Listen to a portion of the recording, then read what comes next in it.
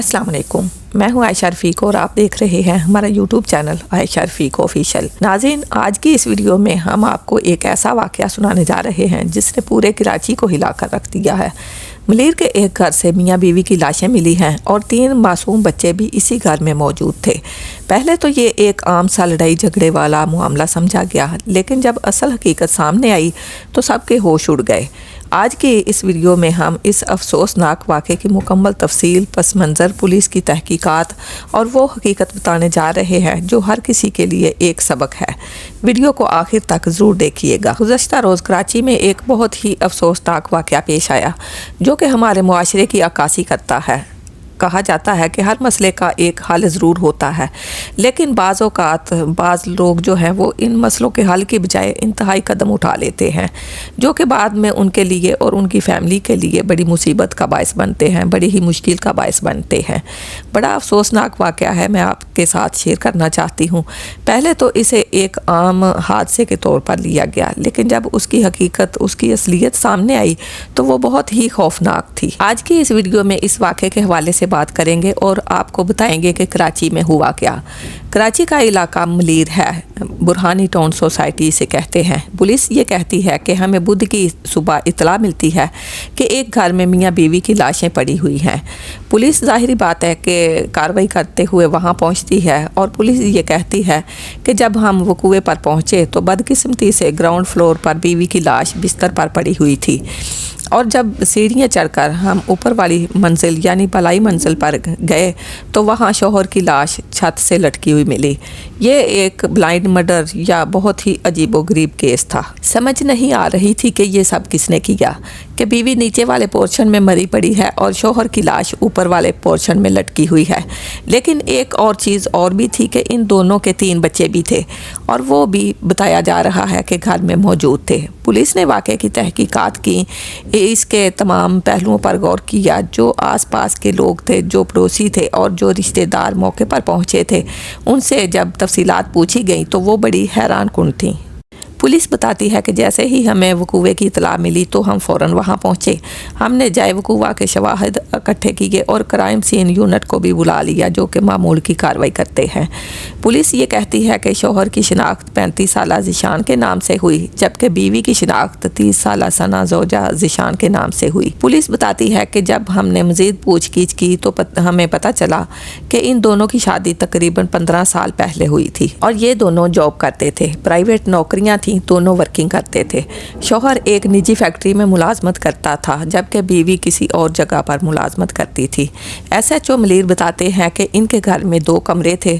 शौहर बीवी एक कमरे में सोते थे जबकि बच्चे दूसरे कमरे में सोते थे।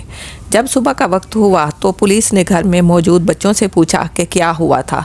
बच्चों ने बताया कि सुबह जब उठने का वक्त हुआ तो वालिद साहब कमरे से बाहर आए और उन्होंने हमें कहा कि आज नाश्ता आप लोग बाहर से लेकर आएं, हम बाहर का नाश्ता करेंगे। बच्चों ने वजह पूछी तो वालिद ने कहा कि तुम्हारी अम्मी की तबीयत ख़राब है, इसलिए उन्हें नहीं उठाना, उन्हें सोने दो, हम बाहर से नाश्ता कर लेते हैं। बच्चे बाहर से नाश्ता ले आए। शौहर ने बच्चों को नाश्ता भी करवाया और फिर उसने एक और काम किया। उसने कहा कि मैं ज़रा ऊपर काम से जा रहा हूँ, आप लोगों ने ऊपर नहीं आना।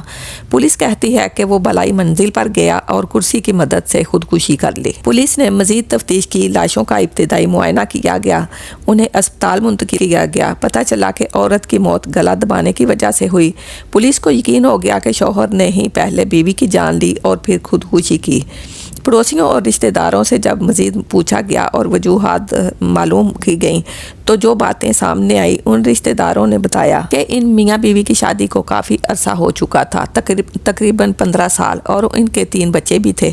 लेकिन बदकिस्मती से शादी के आगाज़ से ही इनकी आपस में ज़्यादा बनती नहीं थी। अक्सर ये दोनों झगड़ते रहते थे और लड़ाई इनका मामूल थी। बीवी कई बार नाराज़ होकर मेके जा चुकी थी, लेकिन फिर बच्चों की वजह से वापस आ जाती थी। मगर हाल ही में ये हुआ था कि ज़िशान की मुलाजमत चली गई थी। वो बेरोज़गार था, कभी कभार कहीं पर काम मिल जाता था, लेकिन कोई मुस्तकिल काम नहीं था।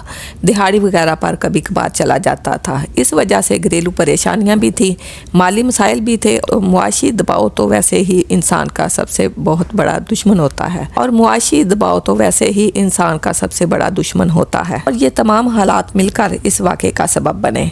पुलिस कहती है कि लाशें जिना हस्पताल मुंतकिल की गईं और हम हर पहलू से तफ्तीश कर रहे हैं।